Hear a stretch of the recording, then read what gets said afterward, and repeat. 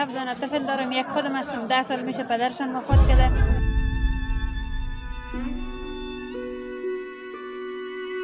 سړی شهید شوی دی، سره نه ده، درو عیالو سره یو زوی مې د مایده ده.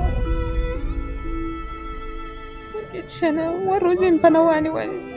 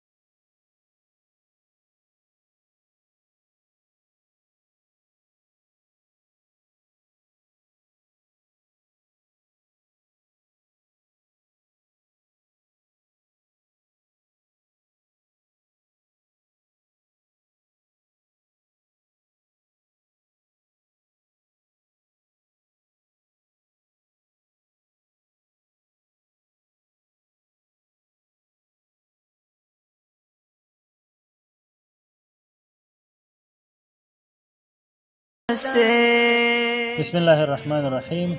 درنو قدرمنو ورونو خویندو، السلام علیکم ورحمت الله وبرکاتو. الله تعالی دې وکړي چې ټول روغ جوړ اوسئ، طاعت او عبادت مو الله تعالی قبول کړه.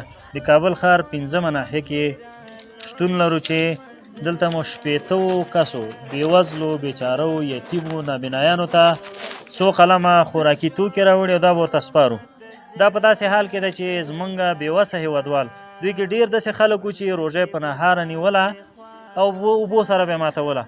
نو الله تعالی دې هغه چاته اجرونه ورکړي چې دغه سختیانې متحمل شوي دي او سختیانې تېرې کړې. خو بیا هم خوشحالي ده، د خوښۍ ځای دی او شکر دی الله نه باسو چې اختر راغی او موږ هم هغه خپل د وس مطابق دوی ته اختر 2 برابره کړ. کیدای شي دغه مواد نه وای رسېدلی، دوی اختر په ډېرو ستونزو مشکلاتو کې تېر کړی وی. دغه مرسته چې چا کړې ده هغوی ته هم دعا کوو الله تعالی دې د دوی دنیا او آخرت ښایسته ګل و ګلزار وګرځوي. الله تعالی دې د دوی د دنیا او د آخرت ارمانونه پوره کړي چې په دې کې یتیمان، معلولین، نابینایان شامل دي. الله تعالی دې ستاسو دنیا او آخرت ښایسته کړي او الله تعالی دې د دې غوره بدلې تاسو ته په دنیا او آخرت کې په نصیب کړي. قاری صاحب، رمضان چه رقم تیر شد سر تا؟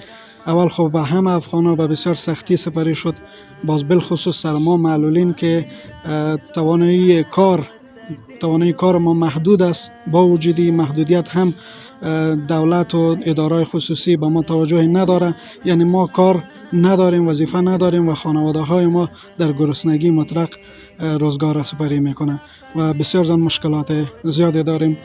مثل که شما قبلا اشاره کردین، در سحری، در افطاری، حتی ما هم یال برای عید ما میوه نداشتیم که بخریم، پول نداشتیم، مشکلات زندگی بسیار سخت شد. قاری صاحب عزیز، امروز چقدر احساس خوشی داری؟ حالا واقعا بسیار زیاد ما خوشحال هستیم و اظهار خوشحالی یعنی به زبان نمیتونیم کرده که واقعا در حالت بسیار تنگ دستی با ما کمک بزرگ شده. خداوند متعال از همه شما راضی باشه. این مواد خود نمیبینی چه رقم خوش هستی خیر؟ خب احساس خود میکنیم چون شما گفتین که این بله. بخیر باشید. ما سړی شهید شوی دی، سره نه ده، درو عیالو سره یو زوی مې د مایده ده. کور کې څه نه وروځي په نه وانیولې. د دوه خلکو سره د خدای پاک کور کې خدای پاک دې دین دنیا دا هم د ژوند مشکلات دي، د غره په سر کې پرته یم. دا هم د ژوند سختي دي او دا مشکلات سرپرست هم نه لرم. نن څومره خوشحاله یې؟ نن دونه خوشحاله یم مثل د دنیا ټولو خوشحالي دغو خلکو ما ته کړې. سهار جای خدای دې روغ جوړ لري او خدای دې دین و دنیا دواړه سم کړي. خدای دې موږ دعای ورته قبول کړي سره له تاسو. مشکلات من اینمی است که 7 دانه طفل دارم. یک خودم هستم 10 سال میشه پدرشان وفات کرده. یک دخترم پیش مادرم موندیم، یک شده دارالایتام احساس روان کردیم. 5 دانه دیگهش پیش خودم است. فقط خودم نفقه آورشان هستم. اینمیالی به این کمک اینقدر خوش هستم که حتی دم قلبم بخی گریه میکنم.